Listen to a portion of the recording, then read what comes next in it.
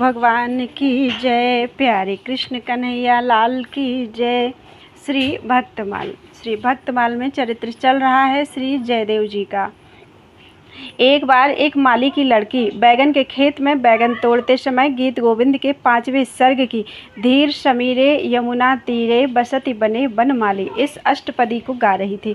उस मधुर गान को सुनने के लिए श्री जगन्नाथ जी जो उस समय अपने श्री अंग पर महीन एवं ढीली पोशाक धारण किए हुए थे, उसके पीछे पीछे डोलने लगे। प्रेम बस बेशुद्ध होकर लड़की के पीछे पीछे घूमने से कांटों में उलझकर श्री जगन्नाथ जी के वस्त्र फट गए। उस लड़की के गान बंद करने पर आप मंदिर में पधारे। फटे वस्त्रों को देखकर पुरी के राजा ने आश्चर्यचकित होकर पुजारियों से पूछा कि अरे यह क्या हुआ, ठाकुर जी के वस्त्र कैसे फट गए।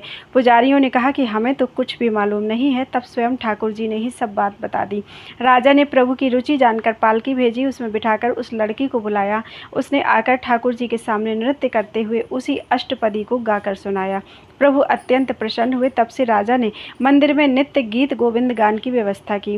उक्त घटना से गीत गोविंद के गायन को अति गंभीर रहस्य जानकर पुरी के राजा ने सर्वत्र यह ढिंढोरा पिटवाया कि कोई राजा हो या निर्धन प्रजा हो, सभी को उचित है कि इस गीत गोविंद का मधुर स्वरों से गान करें। उस समय ऐसी भावना रखें कि प्रिया प्रियतम श्री राधा श्याम सुंदर समीप विराज कर श्रवण कर रहे हैं।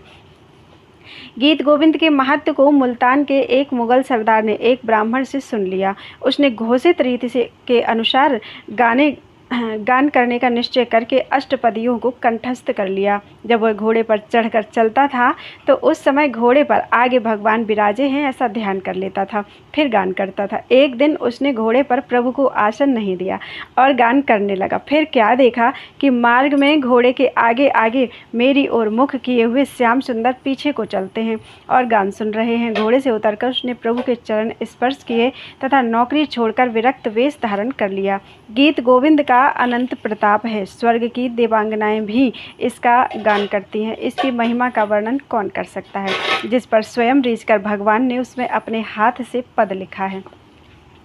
श्री प्रियादास जी इस घटना का वर्णन इस प्रकार करते हैं। सुता एक माली की जो बैगन की बारी मांझ, तोरे बन माली गावे कथा सर्ग 5 की।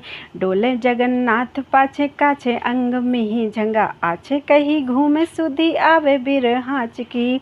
फट्यो पट देखी नृप पूछी अहो भयो, कहा जानत न हम अब कहो बात साच की। प्रभु ही जनाई मन भाई मेरे, वही गाथा ल्याए वही बाल की कोपाल की मैं नाच की। फेरी नृप डोंडी और ओंडी बात जान, महा कही राजा रंक पढ़े नीकी ठौर जान के। अक्षर मधुर और मधुर स्वर ही सो गावे, जब लाल प्यारी ढंग हिले आन के। सुनिए है रीति एक मुगल ने धार लई, पढ़े पढ़े घोड़े आगे श्याम रूप ठान के।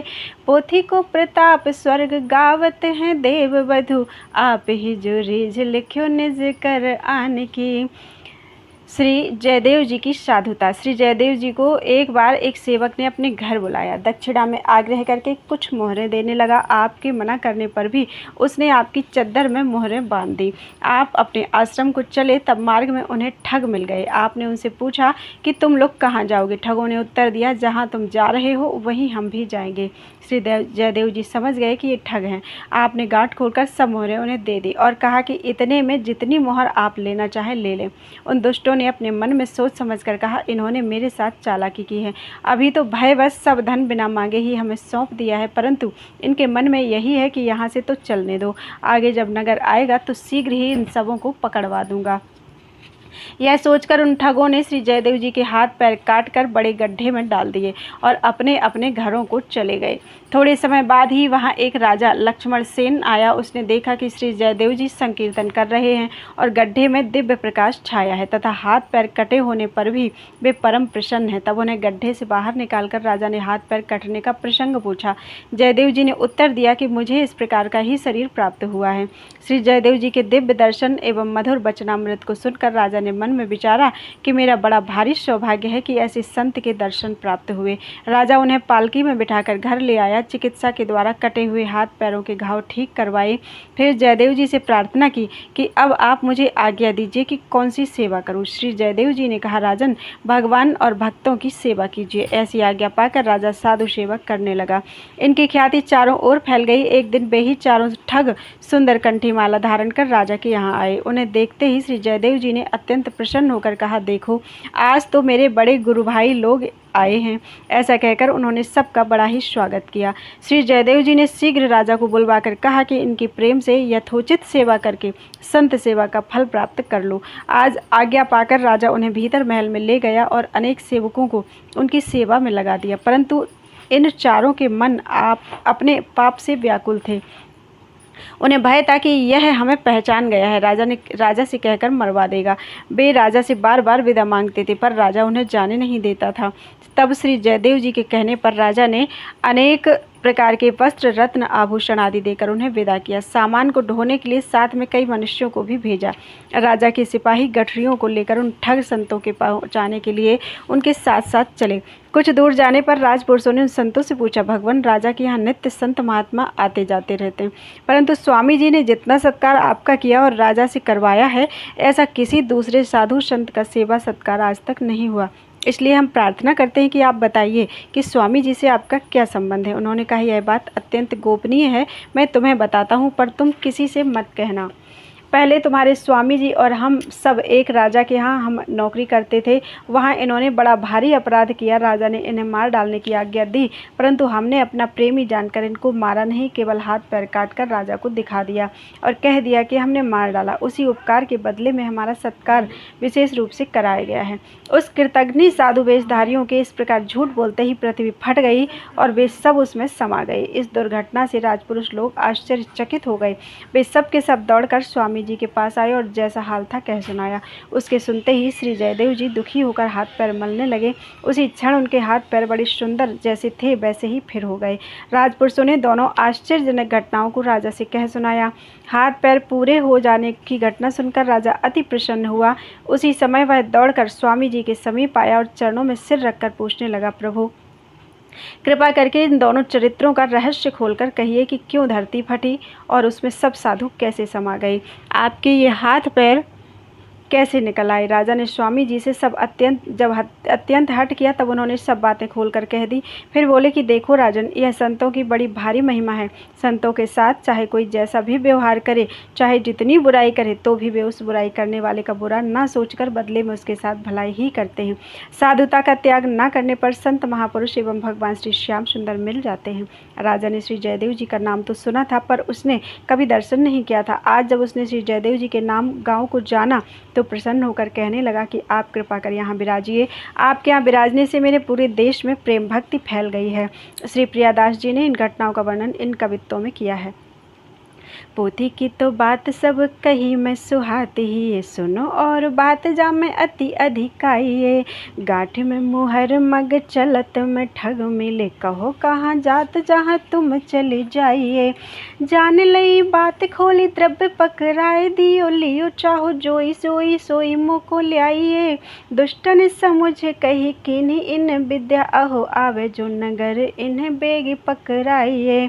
एक कहे डारो मार भलो है विचार यही, एक कहे मारो मत धन हाथ आयो है।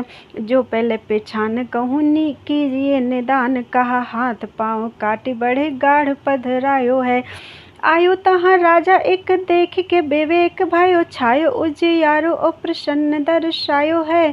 बाहर निकासी मानो चंद्रमा प्रकाश, राशि पूछो इतिहास कहो ऐसो तन पायो है। बड़े ही प्रभाववान सके को बखान, अहो मेरे को भूरी भाग दर्शन कीजिए। पाल की बिठाए लिए कि ये सब ठूठनी के जी के भाई भय, कछु आज्ञा मोहि दीजिए। करो हरि साधु सेवा, नाना पकवान मेवा, आवे जो इस संत तिन्हें देखी देखी भीजिए। आए बे ठग माला तिलक चिलक किए किलक के कहीं बड़े बंधु लख लीजिए। नरपति बुलाए कही ही ये हरि भाई भरी ढरे तेरे भाग अब सेवा फल लीजिए। गयो ले महल मांझ टहल लगाए लोग लागे होन भोग जिए शंका तन छीजिए। मांगे बार बार विदा राजा नहीं जान देते अति अकुलाए कही स्वामी धन दीजिए। देखें बहु भांति सुख पठायो संग मानुस हूँ अब पहुँचाए तब तुम पर रीझिए। पूछे नृप नर को तुम्हारी न सरवर जिते आए साधु ऐसी सेवा नहीं भई है। स्वामी जू सोना तो कहा कहो हम खाई हा राखियो दुराई यह बात अति नहीं है। होते एक ठोर नृप चाकरी में तहाई न कियो बिगार मारी डारो आज्ञा दई है। राखे हम हितु जानी ले निदान हाथ पाँव बाही के ईशान अब हम भर लई है। फाट गई भूमि सब ठग वे समाई गए भये चकित दौर स्वामी जू पे आए हैं। कही जितनी बात सुनी गात गात कांपी उठे हाथ पाँव मीड़े भये ज्यों के त्यों सुहाए हैं। अचरज दो नृप पास जब प्रकाश किए जिए एक सुन्नी आए बाही ठौर धाये हैं। पूछे बार बार शीस पायन पे धारी रहे कहिए उघारी कैसे मेरे मन भाए हैं। राजा अति आरी गही कही सब बात खोले निपट अमोले यह संतन को वेश है। कैसो अपकार करें तऊ उपकार करें ढर रीत आपने ही सरस सुदेश है। साधुता न तजे कभू जैसे दुष्ट दुष्टता न यही जान लीजिए मिले रसिक नरेश हैं। जाने जब ना उठाओ रहो यहाँ बलि जाऊं भयो में सनाथ प्रेम भक्ति भई देश है। अभी जयदेव जी का चरित्र पूरा नहीं हुआ है, आगे का चरित्र कल देखते हैं। बोलो वृंदावन बिहारी लाल की जय।